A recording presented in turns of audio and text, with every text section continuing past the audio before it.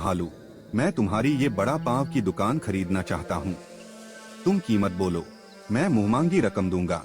इतना पैसा मिलेगा कि तुम्हें जिंदगी भर काम नहीं करना पड़ेगा। बस दुकान मेरे नाम कर दो। भेड़िए, ये दुकान मेरे पुरखों की निशानी है। उन्होंने अपनी मेहनत से इसे खड़ा किया था। पैसा कितना भी मिले, मैं इसे बेचने वाला नहीं हूँ। तुम ये बात अच्छी तरह समझ लो। तुम भावनाओं में आकर अपना नुकसान कर रहे हो। मैं अभी प्यार से समझा रहा हूँ। दुकान मुझे दे दो, वरना मुझे जोर जबरदस्ती करनी पड़ेगी। फिर बाद में शिकायत मत करना। मुझे तुम्हारी धमकियों से कोई डर नहीं लगता। मैं खुद इतना बलवान हूँ कि अपनी दुकान की रक्षा कर सकूं। अगर डरता होता तो आज तक ये दुकान चला ही नहीं पाता। इसलिए यहाँ से चले जाओ। अच्छा, तो तुम्हें अपनी ताकत पर बहुत घमंड है। मैंने प्यार से समझाया, लेकिन तुमने मेरी बात ठुकरा दी। अब तुम खुद अपनी दुकान बेचने पर मजबूर होगे। याद रखना, मैं दोबारा खाली हाथ नहीं आऊंगा। तुम जितनी धमकी देनी है दे दो। मेरी दुकान मेरे पुरखों की आखिरी निशानी है। मैं इसे किसी कीमत पर तुम्हें नहीं दूंगा। तुम मेरा फैसला नहीं बदल सकते। ठीक है भालू, अब फैसला तुम्हारा नहीं होगा। बहुत जल्द तुम्हें खुद समझ आएगा कि मुझसे टकराना कितनी बड़ी गलती थी। उस दिन तुम्हारे पास मेरी बात मानने के अलावा कोई रास्ता नहीं बचेगा। मैं किसी के डर से अपनी जमीन और दुकान नहीं छोड़ूंगा। तुम अपनी ताकत दिखाना चाहते हो तो दिखा लो, लेकिन याद रखना, मैं आखिरी सांस तक अपनी दुकान के लिए खड़ा रहूंगा। मैं तुम्हारा इंतजार करूंगा। मेरी दुकान पर कब्जा करना इतना आसान नहीं है। तुम चाहे जितनी चाल चलो, मैं तुम्हें कामयाब नहीं होने दूंगा। भेड़िया जंगल के बीच बाकी जानवरों को इकट्ठा करता है। उसका चेहरा गुस्से से भरा होता है और वह सबको भालू की दुकान से दूर रहने का आदेश देता है। सुन लो जंगल के सभी जानवरों, आज के बाद कोई भी भालू की दुकान पर बड़ा पाव खाने नहीं जाएगा। जो भी उसकी दुकान पर गया वो मेरा दुश्मन समझा जाएगा। अपने अपने साथियों और परिवार वालों को भी साफ बता देना कि कोई वहाँ दिखाई नहीं देना चाहिए। लेकिन भेड़िए, भालू की दुकान से किसी का क्या नुकसान है? हम तो बस वहाँ खाना खाने जाते हैं। मुझे तुम्हारी सफाई सुनने में कोई दिलचस्पी नहीं है। अगर मुझे पता चला कि कोई मेरी बात के बाद भी उसकी दुकान पर गया था तो वो मेरे हाथों मारा जाएगा। इसे धमकी मत समझना, ये मेरी आखिरी चेतावनी है। लेकिन तुम इतनी छोटी सी बात पर पूरे जंगल को क्यों डरा रहे हो? आखिर भालू ने तुम्हारा क्या बिगाड़ा है? ये सवाल दोबारा मत पूछना। भालू ने मेरी बात मानने से इनकार किया है, इसलिए अब उसकी दुकान पर कोई ग्राहक नहीं जाएगा। जो मेरे खिलाफ जाएगा उसका अंजाम भी भालू जैसा ही होगा। भेड़िया गुस्से में सभी जानवरों को घूरता है और वहाँ से चला जाता है। अब तो बड़ी मुसीबत हो गई। भालू की दुकान पर जाना बंद करना पड़ेगा, वरना ये भेड़िया सच में कुछ भी कर सकता है। सही कह रहे हो, इसका कोई भरोसा नहीं है। अगर इसे पता चल गया कि हम चोरी छिपे भालू की दुकान पर गए हैं, तो ये हमें भी नहीं छोड़ेगा। लेकिन बेचारे भालू की दुकान का क्या होगा? अगर कोई ग्राहक ही नहीं जाएगा तो उसका पूरा धंधा बंद हो जाएगा। जानवर एक दूसरे का चेहरा देखते हैं और डर के कारण चुप हो जाते हैं। भालू अपनी दुकान पर खड़ा होकर ग्राहकों का इंतजार कर रहा होता है, लेकिन काफी देर तक एक भी जानवर उसकी दुकान पर नहीं आता। तभी वहाँ से खरगोश गुजरता है। अरे खरगोश, जरा रुकना। आज मेरी दुकान पर कोई ग्राहक क्यों नहीं आ रहा? रोज तो यहाँ जानवरों की भीड़ लगी रहती थी। भालू भाई, आपको सच बताओ तो भेड़िए ने पूरे जंगल को धमकी दी है। उसने कहा है कि जो आपकी दुकान पर आएगा उसे जान से मार देगा।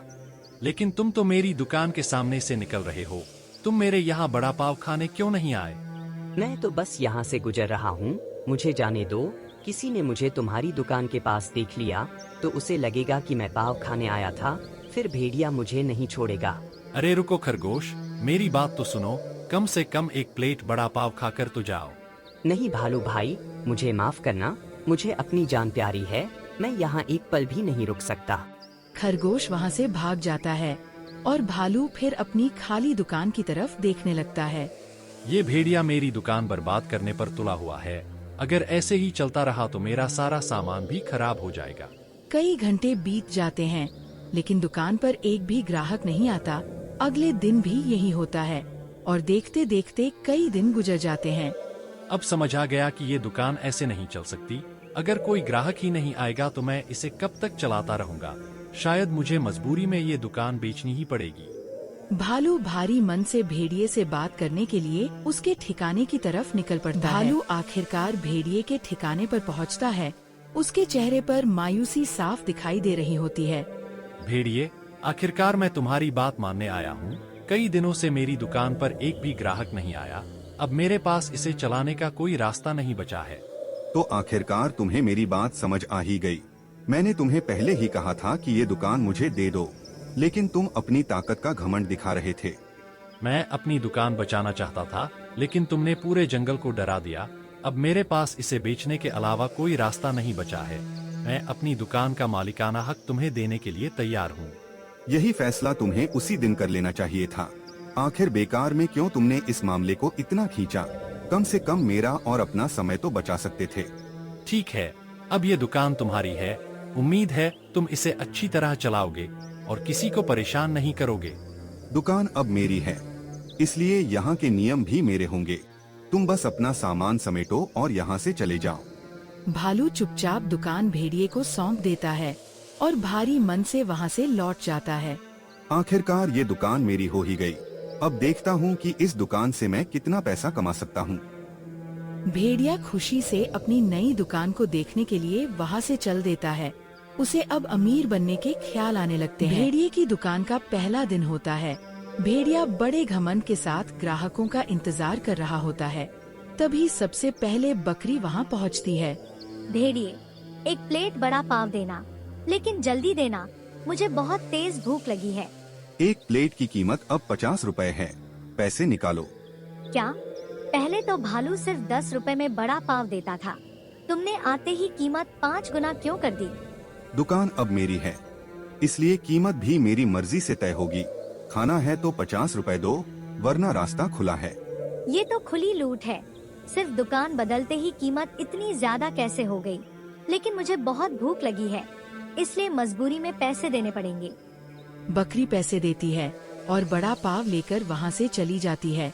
कुछ देर बाद गधा दुकान पर पहुँचता है। भेड़िए, मुझे भी एक प्लेट बड़ा पाव देना, लेकिन ये 50 रुपए वाली बात सच है या तुम मजाक कर रहे हो? मजाक नहीं कर रहा हूँ। एक प्लेट बड़ा पाव के पूरे 50 रुपए लगेंगे। पैसे हैं तो खाओ, नहीं तो आगे बढ़ो। पहले वाला दुकानदार इतना सस्ता देता था और तुम 5 गुना पैसा ले रहे हो। ये ग्राहकों के साथ सीधा अन्याय है। मुझे तुम्हारी शिकायतों से कोई फर्क नहीं पड़ता। मेरी दुकान है, मेरी कीमत है। खाना है तो पैसे दो और चुपचाप खाओ। गधा मजबूरी में 50 रुपए देता है, पाव भाजी खाता है और बाकी जानवरों की तरह नाराज होकर वहाँ से चला जाता है। भेड़िए को जानवरों की शिकायतों से बिल्कुल कोई फर्क नहीं पड़ता। दुकान पर दोपहर के समय हाथी पहुँचता है। वह आराम से एक प्लेट बड़ा पाव मंगवाता है और दुकान के सामने बैठकर पूरी प्लेट खा जाता है। भेड़िए, बड़ा पाव बहुत अच्छा था, अब इसका हिसाब बता दो। मैं पैसे देकर यहाँ से निकलना चाहता हूँ। पाव भाजी के 50 रुपए हुए हैं। पैसे निकालो और चलते बनो। ज्यादा देर रुककर मेरा समय खराब मत करो। लेकिन पहले यही बड़ा पाव सिर्फ 10 रुपए का मिलता था। तुमने अचानक इसकी कीमत 50 रुपए क्यों कर दी? पहले कौन बेचता था और कितने में बेचता था, उससे मुझे कोई मतलब नहीं। अब ये मेरी दुकान है तो कीमत भी मेरी ही होगी। दुकान तुम्हारी हो सकती है, लेकिन ग्राहकों को खुलेआम लूटने का अधिकार तुम्हें नहीं मिला है। तुम सिर्फ अपनी मर्जी से किसी चीज की कीमत 5 गुना नहीं कर सकते। मुझे नियम कानून समझाने की कोशिश मत करो। मेरी दुकान पर मेरी मर्जी चलेगी, तुम्हारी नहीं। मैं सिर्फ अपने बाकी पैसे मांग रहा हूँ। इसमें तुम्हें इतनी अकड़ दिखाने की जरूरत नहीं है। तुम 10 रुपए ज्यादा रखकर साफ साफ गलत कर रहे हो। अब तुमने बहुत बहस कर ली है, इसलिए सुन लो। अब तुम्हारे वो रुपए भी वापस नहीं करूँगा। जो करना है कर लो, मैं किसी से डरता नहीं हूँ। भेड़िए, मैं आखिरी बार पूछ रहा हूँ, मेरे रुपए वापस करोगे या नहीं? सोच समझकर जवाब देना, इसके बाद मैं तुम्हें कोई मौका नहीं दूंगा। मैंने कह दिया ना, एक पैसा भी वापस नहीं दूंगा। अब तुम्हें जो करना है कर लो। मैं तुम्हारी धमकियों से बिल्कुल नहीं डरता। ठीक है भेड़िए, अब तुमने खुद मुसीबत को बुलाया है। अब देखते जाओ कि तुम्हारे इस घमंड का क्या अंजाम होता है। हाथी गुस्से में वहाँ से चला जाता है। भेड़िया उसे जाते हुए देखता है और फिर बेफिक्र होकर दुकान पर बैठ जाता है, जैसे कुछ हुआ ही न हो। भालू एक तरफ उदास बैठा होता है और अपनी पुरानी दुकान को याद कर रहा होता है। भालू, तुम कल से फिर अपनी बड़ा पाव की दुकान शुरू कर दो। अब तुम्हें किसी से डरकर अपना काम बंद करने की जरूरत नहीं है। लेकिन इसका फायदा क्या होगा? भेड़िया फिर आएगा और मेरी दुकान बंद करवा देगा, जैसे उसने पिछली दुकान बंद करवाई थी। इस बार मैं तुम्हारे साथ खड़ा हूँ। अब देखता हूँ भेड़िया कैसे तुम्हारी दुकान बंद करवाता है। लेकिन अगर भेड़िए ने फिर जंगल के जानवरों को धमका दिया तो कोई मेरी दुकान पर खाने ही नहीं आएगा। मैं दोबारा वही नुकसान नहीं झेलना चाहता। तुम बस अपनी पुरानी कीमत पर बड़ा पाव बेचना। जब जानवरों को कम पैसे में खाना मिलेगा तो वो खुद तुम्हारी दुकान पर आएंगे। तुम्हारी बात सही है, लेकिन भेड़िए का डर अभी भी पूरे जंगल में है। कोई भी अपनी जान जोखिम में डालकर मेरी दुकान पर क्यों आएगा? डर की चिंता तुम मत करो, उसकी जिम्मेदारी मेरी है। मैं खुद तुम्हारी दुकान पर रहूंगा और देखूंगा कि भेड़िया किसे धमकाता है। अगर तुम सच में मेरे साथ खड़े रहोगे तो मैं दोबारा दुकान शुरू करने के बारे में सोच सकता हूँ, लेकिन मैं किसी और जानवर को मुसीबत में नहीं डालना चाहता। तुम ज्यादा मत सोचो, बस कल सुबह दुकान खोल देना। कम कीमत में अच्छा बड़ा पाव दोगे तो सारे जानवर वापस आ जाएंगे। ठीक है हाथी, तुम्हारी बात पर भरोसा करता हूँ। कल से फिर इसी जगह अपना बड़ा पाव की दुकान शुरू करूँगा। हाथी मुस्कुराता है और भालू को हिम्मत देता है, लेकिन उसे अभी नहीं पता कि दुकान दोबारा खुलते ही भेड़िया वहाँ जरूर पहुँचेगा। अगली सुबह तवा गर्म होता है और बड़ा पाव की खुशबू पूरे जंगल में फैलने लगती है। भालू भाई, आज तुम्हारी दुकान देखकर बहुत खुशी हो रही है। तुम्हारी पाव भाजी सिर्फ 10 रुपए की है, जबकि भेड़िया 50 रुपए वसूल रहा है। सच में भेड़िए की दुकान पर तो पाव भाजी खाने से ज्यादा जेब खाली होती है। तुम्हारे यहाँ कम पैसे में पेट भी भरता है और स्वाद भी अच्छा मिलता है। पहले हम भेड़िए के डर से यहाँ आने से भी डरते थे, लेकिन अब समझ आ गया कि उसके डर के आगे हमेशा झुककर नहीं रह सकते। बिल्कुल, अब किसी को डरने की जरूरत नहीं है। आज से सब यहीं आना और भेड़िए की दुकान पर जाना बंद कर देना। लेकिन अगर भेड़िया फिर से हमें धमकाने आ गया तो क्या होगा? पिछली बार तो उसने जान से मारने तक की धमकी दी थी। इस बार मैं तुम्हारे साथ खड़ा हूँ, इसलिए कोई तुम्हें हाथ भी नहीं लगाएगा। अब हमें मिलकर उसका घमंड खत्म करना हो। सही बात है, हम सब एक साथ रहेंगे तो भेड़िया किसी को अलग अलग डराकर नहीं भगा पाएगा। आज से उसकी मनमानी बिल्कुल नहीं चलेगी। फिर तो मैं रोज भालू की दुकान पर आकर पाव भाजी खाऊंगा। अब मुझे किसी भेड़िए से डरकर अपना पसंदीदा खाना छोड़ने की जरूरत नहीं है। भालू सभी जानवरों को खुश देखकर मुस्कुराने लगता है और तेजी से बड़ा पाव बनाकर उन्हें खिलाता रहता है। ऐसे ही सब मिलकर रहो और किसी के डर में मत जियो। अगर हम एकजुट रहेंगे तो किसी का घमंड ज्यादा दिन नहीं टिकेगा। धीरे धीरे भालू की दुकान फिर से पहले की तरह चलने लगती है। जानवर खुशी से बड़ा पाव खाते हैं और भेड़िए की महंगी कीमतों की शिकायत करते हुए हंसते हैं। लेकिन दूर खड़ा एक भेड़िए की साथी ये सब देख रही होती है और तुरंत उसे पूरी खबर देने के लिए निकल जाती है। भेड़िया अपनी दुकान पर बैठा ग्राहकों का इंतजार कर रहा होता है और मन ही मन सोच रहा होता है कि आज पूरे जंगल के जानवर आएंगे और उसकी खूब कमाई होगी। आज तो मेरी दुकान पर खूब भीड़ लगेगी। 50 रुपए का बड़ा पाव बेचकर आज मैं जमकर पैसा कमाऊंगा। देखते ही देखते मेरी दुकान पूरे जंगल की सबसे बड़ी दुकान बन जाएगी। काफी समय बीत जाता है, लेकिन एक भी ग्राहक उसकी दुकान पर नहीं आता। भेड़िया बार बार रास्ते की तरफ देखकर परेशान होने लगता है। ये क्या हो रहा है? सुबह से एक भी जानवर मेरी दुकान पर नहीं आया। आखिर सब गए कहाँ हैं? कहीं कुछ गड़बड़ तो नहीं हो गई? तभी भेड़िए की साथी दौड़ती हुई वहाँ पहुँचती है। भेड़िए, बहुत बड़ी खबर है। भालू ने अपने बड़ा पाव भाजी की दुकान दोबारा खोल ली है और सारे जानवर फिर से वहीं जाने लगे हैं। क्या कहा? मैंने साफ मना किया था कि भालू अपनी दुकान नहीं खोलेगा। फिर उसने मेरी बात मानने की हिम्मत कैसे की? सिर्फ इतना ही नहीं, हाथी भी उसके साथ खड़ा है। वो सभी जानवरों से कह रहा है कि भेड़िए की दुकान पर मत जाना और भालू की दुकान से ही बड़ा पाव खाना।